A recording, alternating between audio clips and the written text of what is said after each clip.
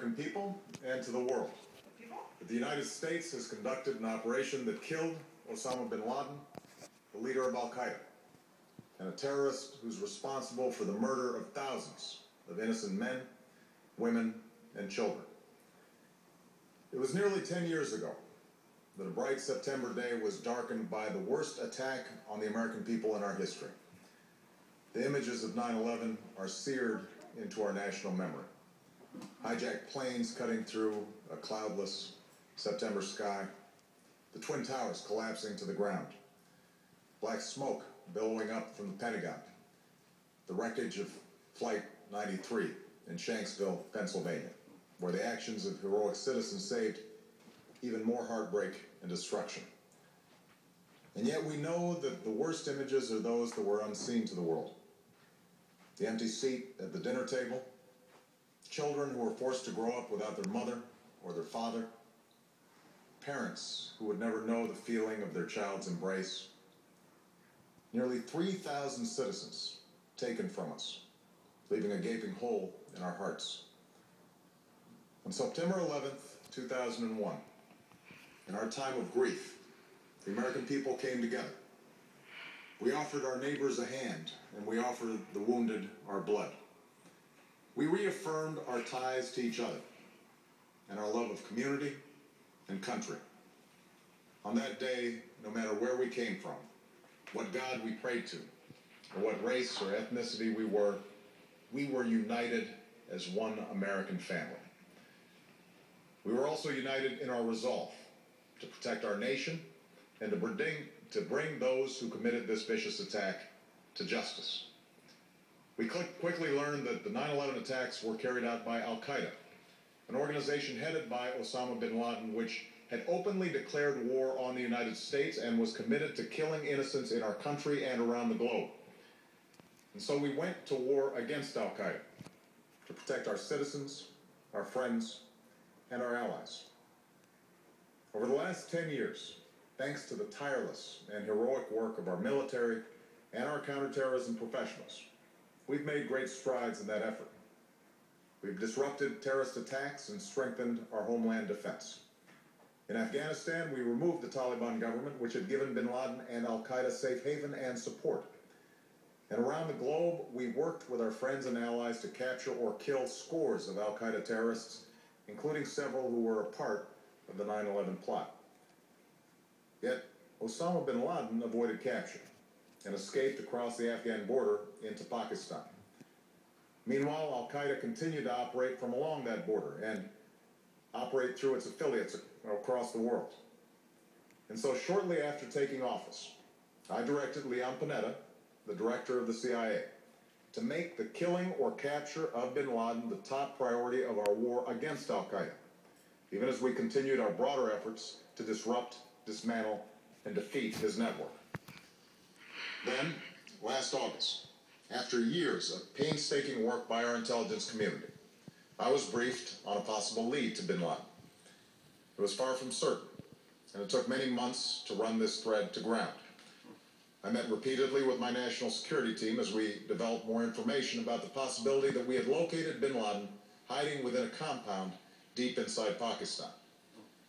And finally, last week, I determined that we had enough intelligence to take action and authorized an operation to get Osama Bin Laden and bring him to justice. Today, at my direction, the United States launched a targeted operation against that compound in Abbottabad, Pakistan. A small team of Americans carried out the operation with extraordinary courage and capability. No Americans were harmed. They took care to avoid civilian casualties. After a firefight, they killed Osama Bin Laden and took custody of his body. For over 2 decades, Bin Laden has been Al-Qaeda's leader and symbol, and has continued to plot attacks against our country and our friends and allies. The death of Bin Laden marks the most significant achievement to date in our nation's effort to defeat Al-Qaeda. Yet his death does not mark the end of our effort. There's no doubt that Al-Qaeda will continue to pursue attacks against us. We must, and we will, remain vigilant at home and abroad. As we do, we must also reaffirm that the United States is not and never will be at war with Islam. I've made clear, just as President Bush did shortly after 9/11, that our war is not against Islam. Bin Laden was not a Muslim leader. He was a mass murderer of Muslims. Indeed, al-Qaeda has slaughtered scores of Muslims in many countries, including our own. So his demise should be welcomed by all who believe in peace and human dignity.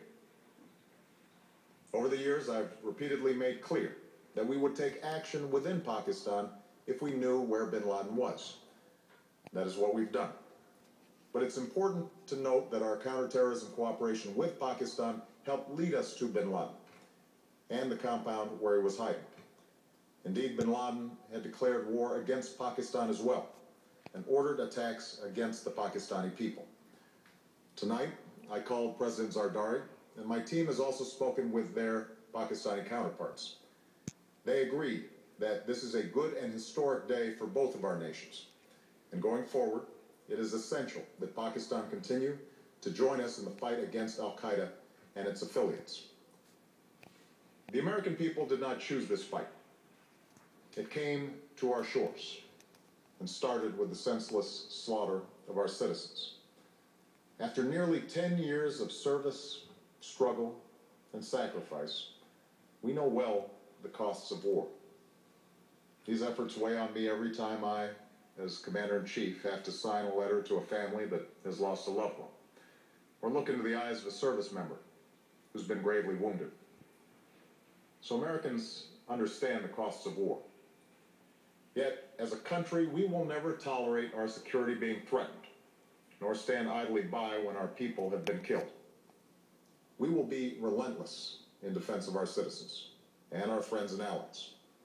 We will be true to the values that make us who we are. And on nights like this one, we can say to those families who have lost loved ones to al-Qaeda's terror, justice has been done.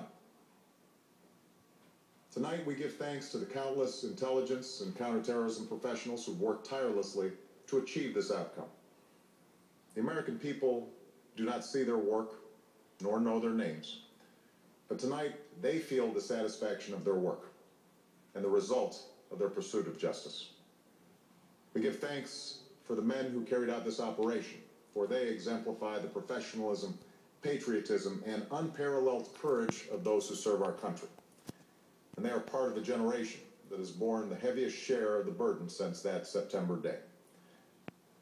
Finally, let me say to the families who lost loved ones on 9/11 that we have never forgotten your loss, nor wavered in our commitment to see that we do whatever it takes to prevent another attack on our shores. And tonight, let us think back to the sense of unity that prevailed on 9/11. I know that it has at times frayed. Yet today's achievement is a testament to the greatness of our country and the determination of the American people. The cause of securing our country is not complete, but tonight we are once again reminded that America can do whatever we set our mind to. That is the story of our history. Whether it's the pursuit of prosperity for our people or the struggle for equality for all our citizens, our commitment to stand up for our values abroad, and our sacrifices to make the world a safer place. Let us remember that we can do these things not just because of wealth or power, but because of who we are. One nation, under God, indivisible, with liberty and justice for all. I'd like Thank to you. hear more about May God bless you. captured them. And may God bless the United States of America. It sounds to me like